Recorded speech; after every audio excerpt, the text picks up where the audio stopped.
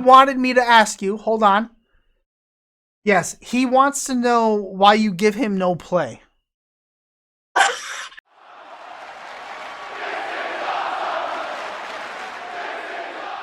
Let's put a pin in it, as they say in the business, as I hit a button and nothing happened on my...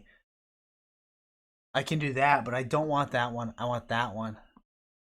All right, our guest is here. The great and wonderful, the gorgeous lady of wrestling herself, Briana Brandy, fka B-Fab. But it's Briana tonight. Yes, How are you doing? I'm doing wonderful. How are you? I'm spectacular. My shoot job, we're on spring break. We're on vacation. So I don't got to get up for fucking work tomorrow. So that's great. Yes, you can actually kick it a little bit after this. Well, I got 3 daughters that they'll probably, drive me nuts. But yeah, I can kick it after this eventually, somehow, one way or another. Exactly. Yeah, so thanks for giving us your time tonight. It's going to be a blast. I know, I just know it's going to be a lot of fun. I have a ton of notes for you. I will probably not get to any of them. I will probably not follow any of the bullet points or have any great transitions, but that's just how we roll. Okay. I didn't get to watch all, but I do know mainly of what happened. Don't worry about it. We'll be fine. I do have to ask you though, because we had a dear friend of yours, the great AJ Francis, on this show, and he wanted me to ask you. Hold on. Yes, he wants to know why you give him no play. First of all, we have a group chat, and he has my number. So what is he doing asking you this? Hey, this is hilarious. I don't know. I guess I'm the facilitator. Well, like you said before, we're gonna put a pin in that. Yeah. Yep. We'll put a pin. Hey, that's great. That's a great transition right into you fell in love with this business of wrestling, sitting around with your uncles, right? Watching the WWE, falling in love with China and all that. But my question is, has your grandmother come around? Is she into the wrestling? Has she embraced the fact that this is what you want to do? Not 100%, because her whole thing is safety. So there's no really way to embrace the fact that at any moment I could get hurt. So she's happy that the doors that it's opening for me and the connections that I'm making and the wonderful people like yourself that I'm able to, interact with and things like that. But as far as like her fully loving wrestling, I don't think that's going to happen, because she's going to always think in her mind, but you can get hurt. But I'm like, you can fall down the steps. Yeah. Like you can get hurt doing anything. Yeah, but sure. Yeah. Yeah, I mean, I was out throwing softballs to my middle child today, who is the only daughter of mine that does not play softball, and she wanted to hit. So we're throwing, we're hitting, and she said something about, well, what if, she was talking about fielding. What if the ball hits me in the head? Is it gonna hurt? I was like, yeah, well, yeah, it's gonna hurt for a second, just like it would hurt if you rammed your knee into the coffee table, or just like it would hurt if you stubbed your toe. Like. Yeah. It's life, and that's just the way things are. So, but before we get into I don't really care where you trained, and we talked about your uncles. You fell in love with wrestling. We know you're in love with wrestling. We know that. But you were big into sports. You played, I think, basketball, track, swimming. Your music scene. You can dabble in acting, which I think I'm going to touch on in a little bit. You're a content creator. Like, that's what I got from AJ too. Like, you guys just, what's the word I'm looking for? Know how to entertain, I guess is the right word. I don't know. Yeah, I would say that's it. I mean, we just know how to keep people intrigued, we just have the secret sauce. I don't know, how it came about or whatever, but we just have, the charisma that draws people in. Yeah. I always said growing up, I always had the talk to me face. And so I had it all before I started doing any of this. People always just wanted to come up to me and just talk to me and tell me about their day and ask me for directions or whatever. But I was always that person that had to just come tell me what's going on with you, Faye. So Yeah. I think that just helped carry me through a lot of this stuff that I'm doing now. And Yeah. now I can really. You give off that vibe, pun intended. Like you Yeah. seem easy to talk to. So I totally get that. Hit.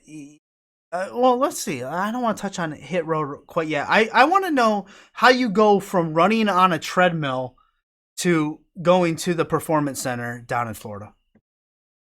Well, it actually was a longer story than most people know. Because the guy who originally recruited me, well, saw me when I was running the treadmill. I lost connection with him. Like something happened with his family, along with him having like something else going on with him that we just lost connections. I didn't have any ties with him anymore. But I had already trained. Like I picked up ninjutsu. I like, I was already doing boxing, but I started doing more CrossFit. Just different things as far as like working on promo skills and everything and roles and stuff that he told me that I would need for my tryout. So I had already worked on doing all these things for a year, and then me and him lost contact. And I was like, dude, I'm not going to let all my work go. It's not going to die right here because I lost contact with this guy. And I knew that at the time, WWE was using Twitter very heavily. And at the time, Twitter was not the most popular social media. Like the Instagram was blowing up, Snapchat was hot, all these other things were hot, but WWE was still using Twitter. So I was like, okay, like if they're using Twitter, then I'll be able to find older wrestlers or somebody there will be able to connect me because not many people are using that platform at this moment. So I just kept going through and following and trying to contact different people. And I ended up getting in contact with Ryan Katz, who was the creative development guy in NXT at the time. And his messaging happened to be open because normally your messaging is like closed. You don't have random people messaging you on Twitter. So his messaging was open. I sent him a message and I told him that I was interested or whatever. And then he shot me 2 promos and was like, hey, here's some promo prompts. I want you to do these. Let me know. So I gave them to him on Friday. I hit him up on Monday. He was like, I'm not even gonna lie, I didn't get a chance to look at it. He's like, if you shoot them to me now, I'll look at them. I'm like, oh my God, okay. So I shot him, looked at him, and he loved them. Only thing he said, he was like, the only thing I could say to you right now is just slow down a little bit, but I loved everything about it. So the next day he sent my my portfolio to the guy who was doing the tryouts. And the next day after that, I got an email for my tryout. So I kind of got it myself. Yeah, you utilize social media to the best of its ability, which I think more wrestlers today need to do. Like take that extra step. I heard you say in another podcast, like you just said with Cats, you went, you DM'd them. You weren't gonna let those 2 years of training just go down the toilet. Exactly. It wasn't happening. No, I was like, I'm not, like, I know me and I know my work ethic. So I was like, if I get my foot in the door, I can do the rest. I just need someone to connect me. Once a connection is made, you can let me go. You don't have to worry about me. So that's kind of just what my mindset was when I was, doing all of that. You get down there to get to the performance center. First impressions. When do you run into AJ and Tahuti? Yeah, Tahuti. I always mess that up. Tahuti. When does hit Makerz back then? Right? Yeah, it was back then before Hit Row. When do you guys all connect down there? How's that come out? Well, me and Tahuti actually had our tryouts together. And we also got signed. We were in the same signing class. We had our medicals together. His birthday is actually the day after mine, which is really freaking weird. I always say that we always like match like randomly without saying anything, stuff like that. But anyways, I met him down there before I had actually got signed on through the process of being signed. And then when I came down there, because I had got hired the performance class before AJ, so he came after me. Okay. And then we just randomly spoke one day, about how we both did music and, how we both were trying to work that into our gimmick and things like that. And then probably, I would say maybe 4 months later after meeting AJ, because I said he came after us, Katz texted me. Ryan was like, hey, what do you think about forming a group with AJ and Tahuti? And I was like a music group. And I was like, I never thought of it. Like, oh, okay, that's cool. Yeah. So I hit them up. I'm like, hey, Katz has this idea for us to get together. What do you guys think? Like, we can make it a music gimmick, do our thing. And they both loved it immediately. And as soon as Katz said that, again, we ran with it. Like, we started doing videos for every tag team that was in NXT at the time. We shot a promo against everybody. We did a promo, introducing ourselves and what we were going to bring to NXT. Like, as soon as he put that idea in our head, we just ran with it. Yeah. All of us. Like, AJ, I'm good at that. Tahuti's good at that. It was just something that just happened naturally. Once we got the idea, we're like, oh, we look great together. This works. Like, let's run. Yeah. At that time, it was extremely fresh. Like, I loved it. I loved how refreshing it was. Like I said, new. It was different. To me, it felt like it was hitting the demos that NXT at that time would want to hit.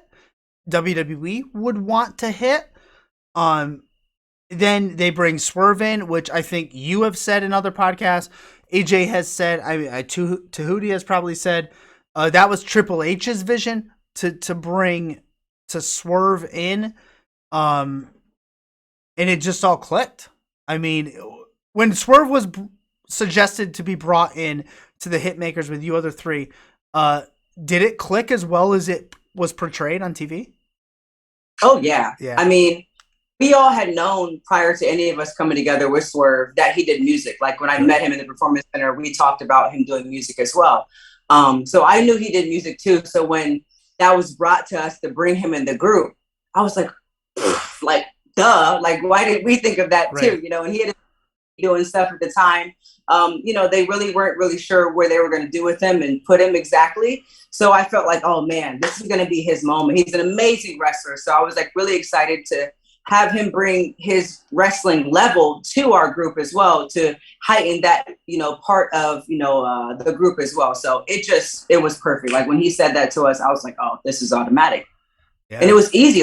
All gelled. The chemistry was automatic. It was nothing but all of us wanting to succeed and wanting to make Hit Row the best it could be. You guys came off to me, as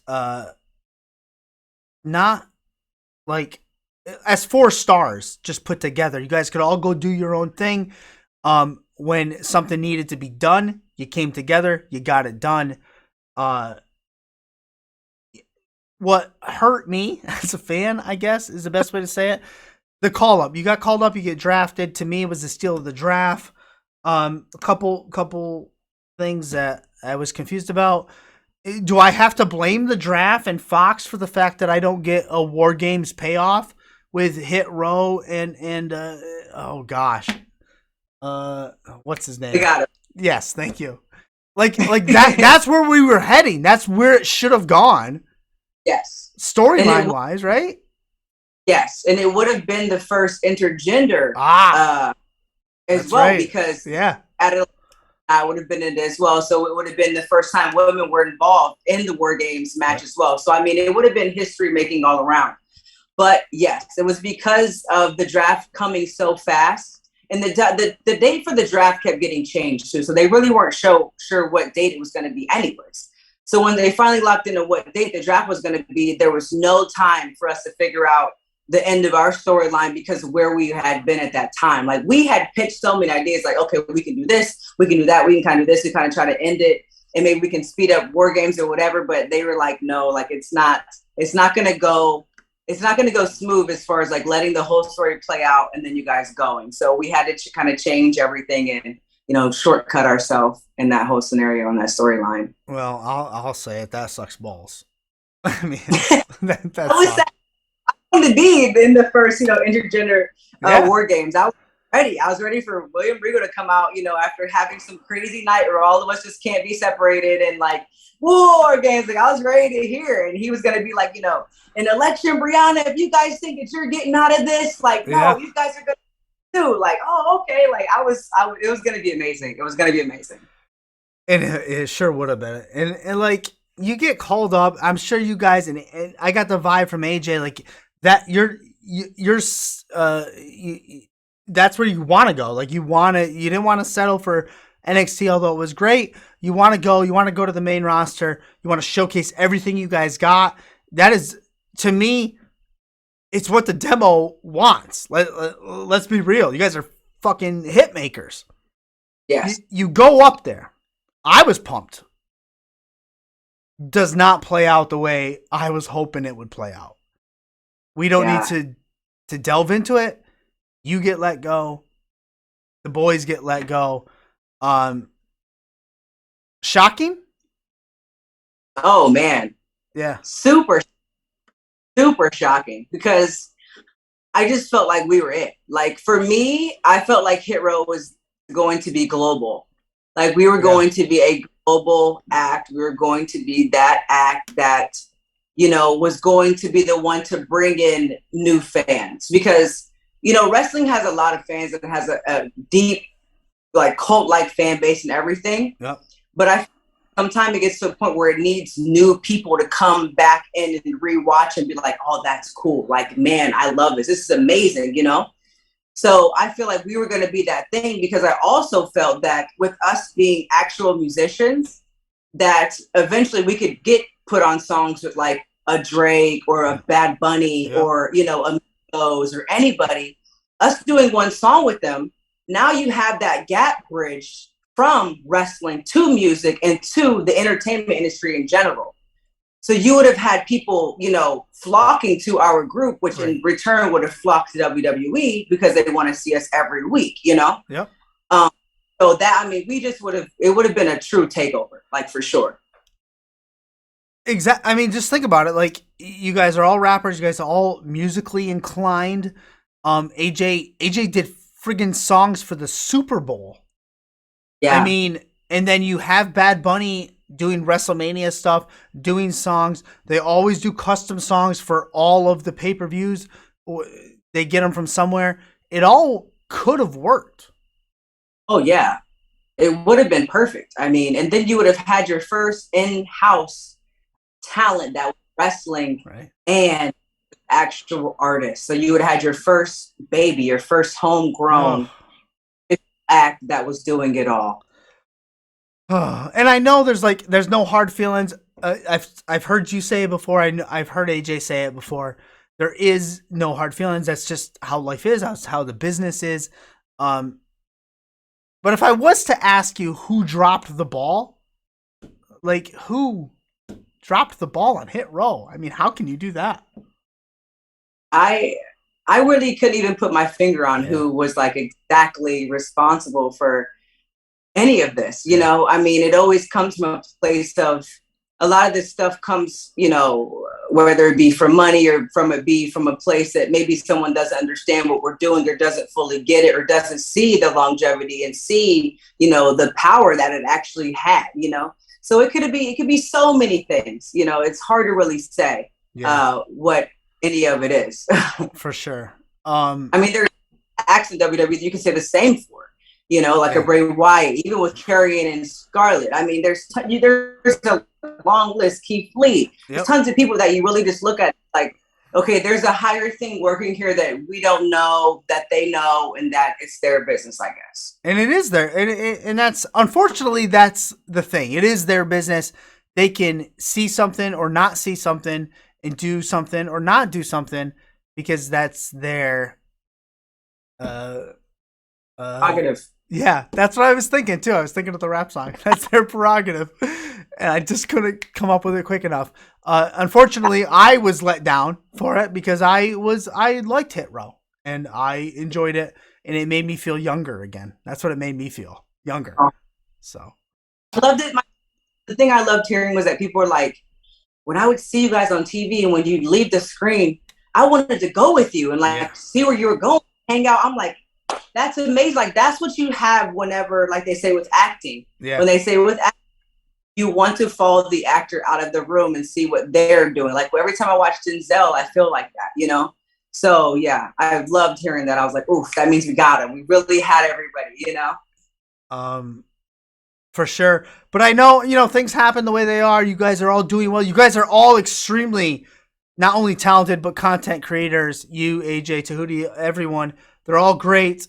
And we're going to get to your new single, Focus, which not only comes out the 22nd worldwide, but, you know, jump on our OnlyFans because I think there's a listening party tomorrow, if I'm not mistaken. Yep. It's going down tomorrow.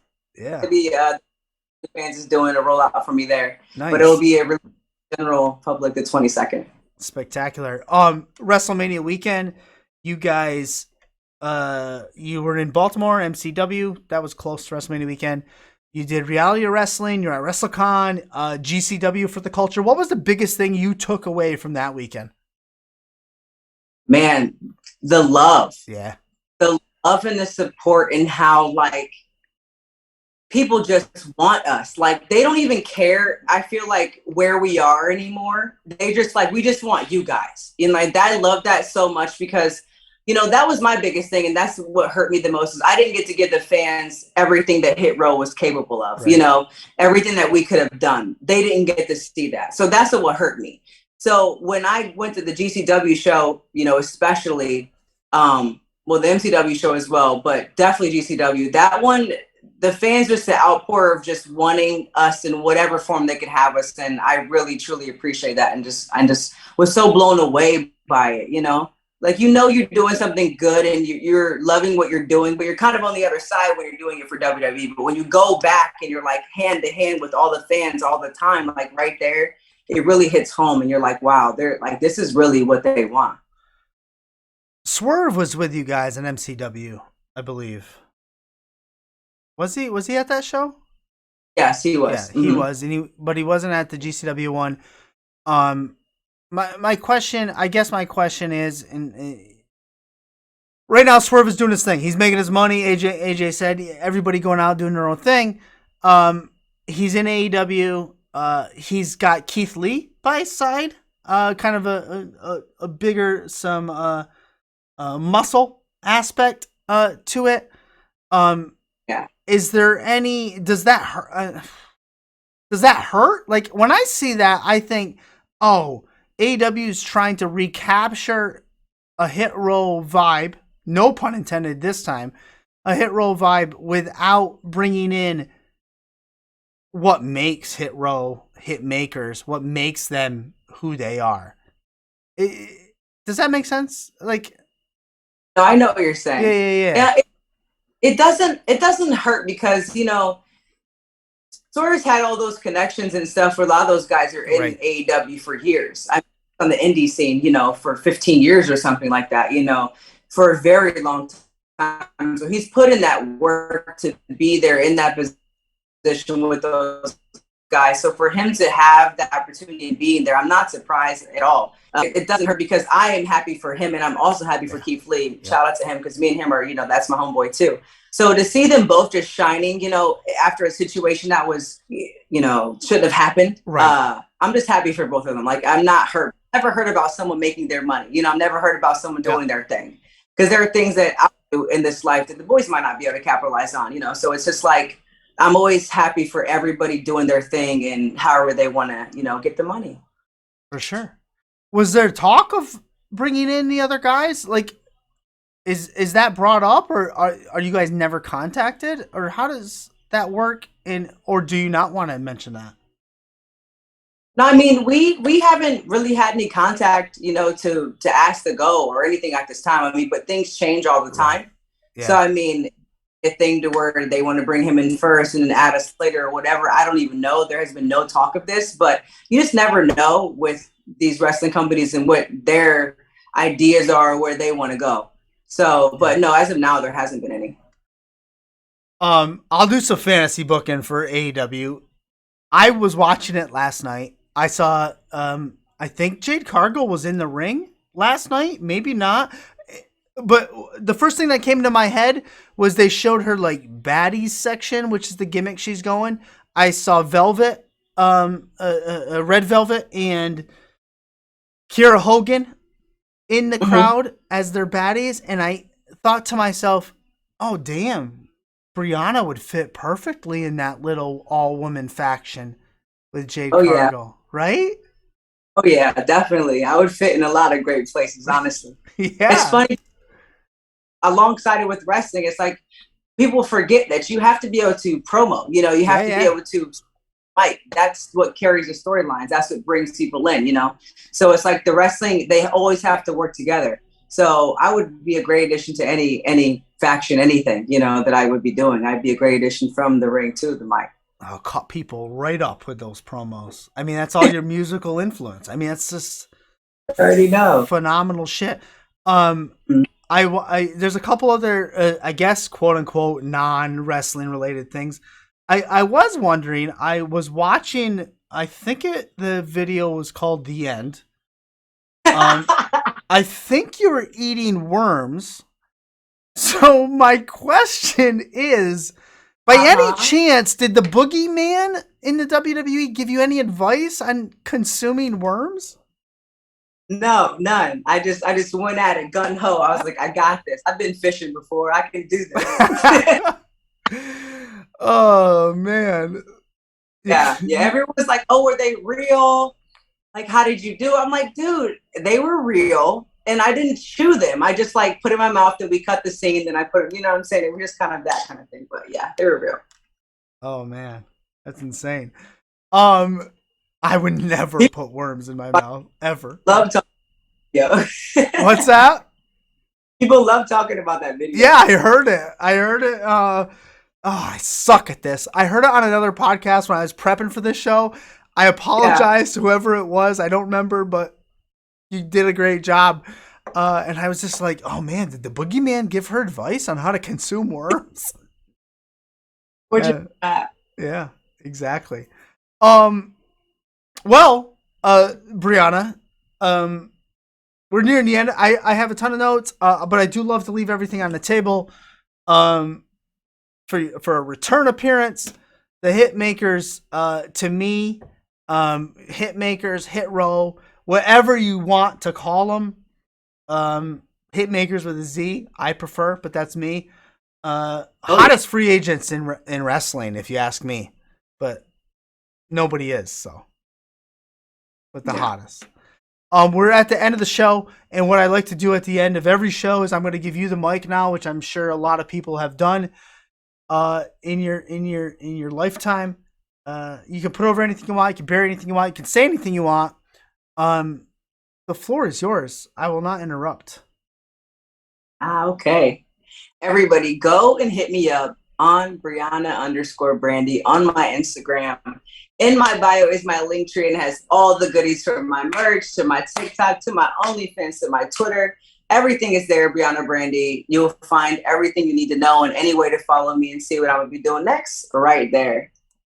Spectacular. And we've had those links up all show long. Briana, I appreciate the time you've given us. I appreciate talking with you.